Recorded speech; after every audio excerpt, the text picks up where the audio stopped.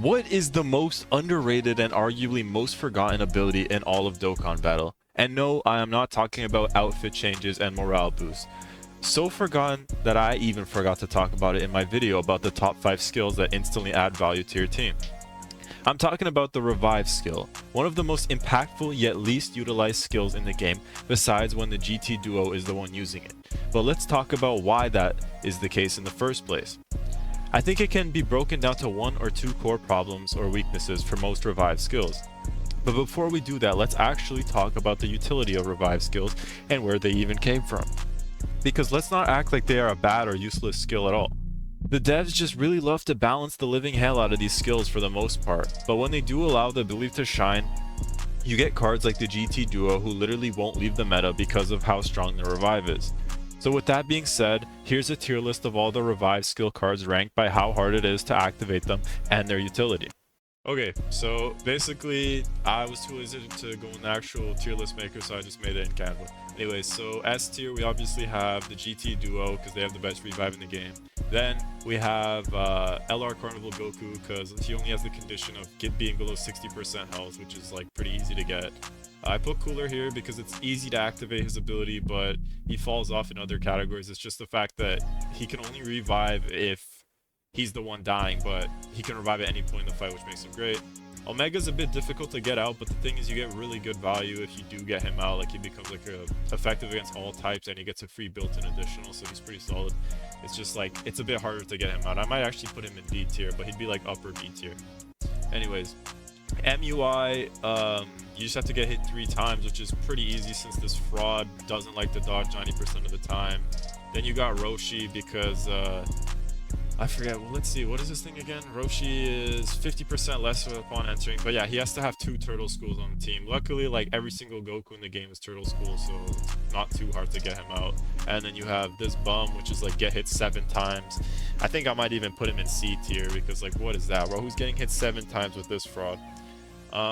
Then we got this guy. I might move him up a little bit, but the thing is, it's just 6 turns to get him out, and then he's in standby phase, and then you have to wait like a little bit longer to actually be able to activate the skill. So it's alright. It's just like way too long to actually get the revive off, but he's just such a goated card. Like, I'll always favor him in every way. He's literally my baby boy. But then we have these 2. 7 turns and you have to be below 70% HP. Like, that's a very fraudulent type of idea. Like, I'm not dealing with that. I'm not waiting basically 8 turns to get a revive. No fight is 8 turns.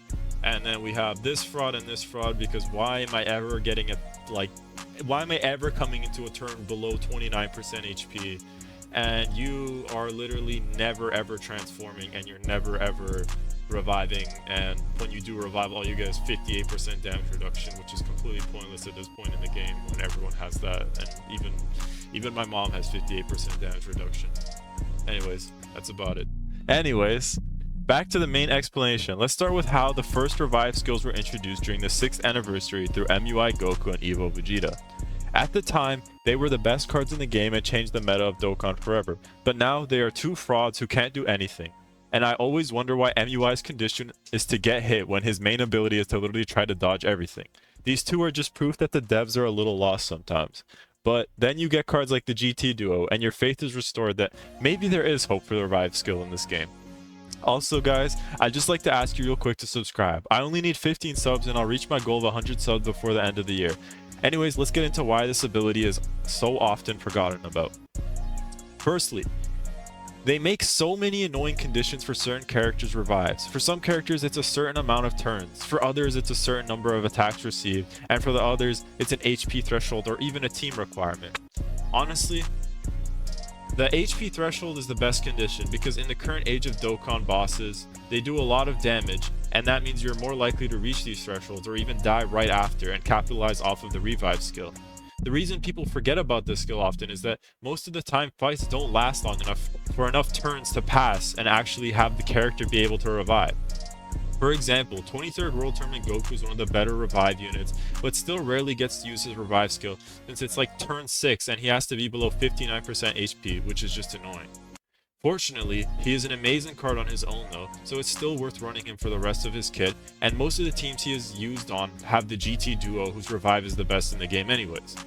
Basically, what I'm saying is the skill doesn't matter if you never get to use it, and that's why people forget about it so often. There also isn't even that many cards who have the skill in the first place, so unfortunately, even if they get an insane buff and free health back after reviving, it's pointless if you can never actually revive because you are tiptoeing around a boss just to activate your ability. Now, enough negativity, and let's talk about the positives of revives if you can actually activate them.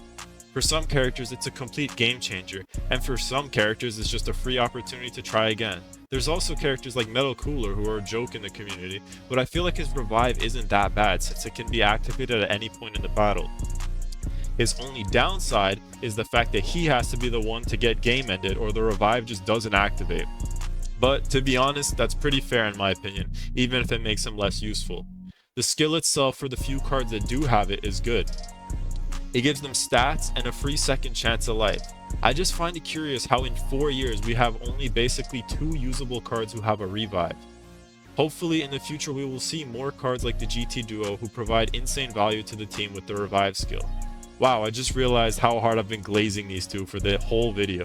But anyways, I hope you guys found this video informative or at least interesting, and if you did, please subscribe or drop some feedback in the comments for me to read. I really hope we can reach 100 subs before the end of the year. We are so close. Thank you all for watching.